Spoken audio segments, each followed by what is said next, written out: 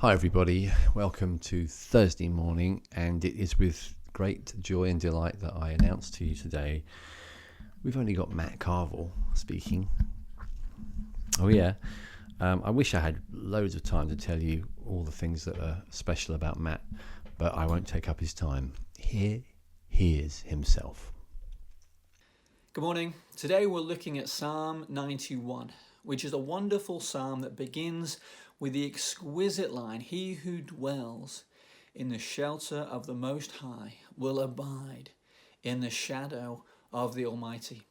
It's a wonderful psalm that expresses God as a refuge, a strength, a source of security and safety for us. It lists all types of dangers and difficulties that someone might face, but how dwelling with God and abiding in Him, we will be rescued from each one of them.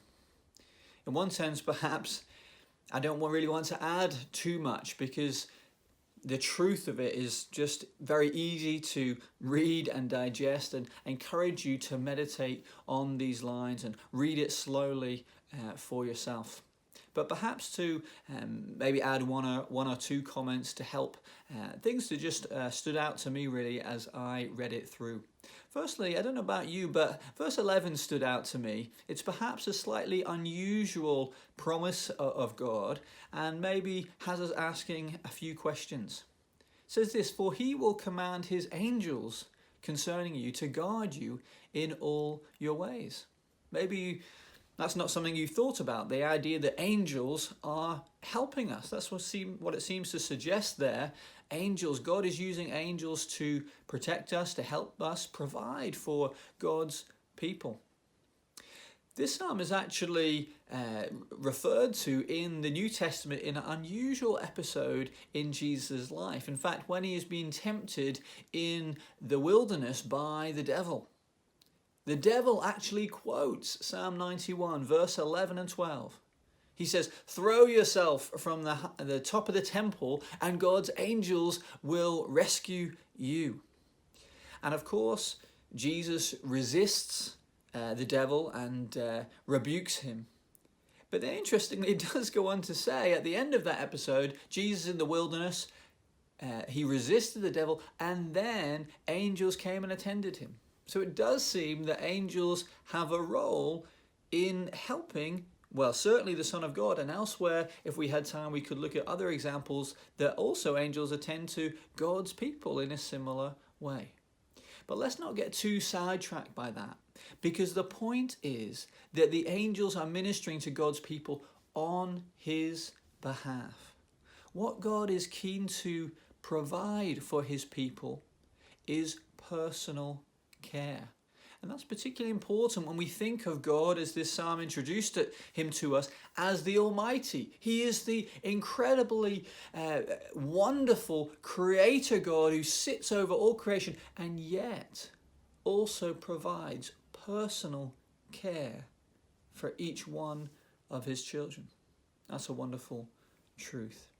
And finally from me, before we finish this morning, this psalm is so rich with the promises of God. Perhaps when you read it through, it seems to suggest a certain formula to avoid difficulty in life. I mean, that's what it seems to suggest, isn't it? No evil shall be allowed to befall you. No plague come near to your tent. And it even describes how dangerous animals won't be a problem for God's people.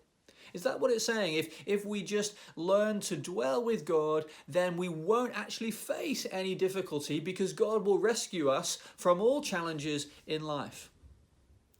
Well, no, that's not what it is suggesting. And so I don't encourage you to rush headlong into lions' dens or snake pits barefooted just for the sake of it. No, actually, again, it's expressing God's personal care for his people. Now, it is saying that God does do every single one of these things. If you know your Bible, you can certainly point to places where God does these things, holds back evil, rescues his people from plagues, and even saves them from lions and snakes too. God does all these things. That is true. But whether God would help you if you found yourself face to face with a snake is not the point. And we see that when we reach the climax of the psalm in verses 14 to 16. And here we find the acknowledgement that life is difficult. It has its challenges. But the point is that God provides exactly what we need in every circumstance. Let's look at those verses specifically before we finish. Verse 14, because he holds fast to me in love, I will deliver him. What does that say about God's people? It says that sometimes they need delivering. I will protect him because he knows my name. Sometimes God's people need protecting. We're under attack. When he calls to me, verse 15, I will answer him. I will be with him in trouble. And Jesus in the New Testament promises, in this life you will have trouble, but I will rescue him and honor him. We might experience difficulty, but God is our rescuer. And most wonderfully of all, verse 16, with long life I will satisfy him. I will show him my salvation. Above all, we need the salvation of God. So the psalm is not saying that the Christian life is free of problems, but that the character of God is the precise solution for everyone. Like two pieces of a jigsaw, our weakness and our needs perfectly match God's strength and his provision. And that is wonderful good news for us, whatever challenges we are facing right now.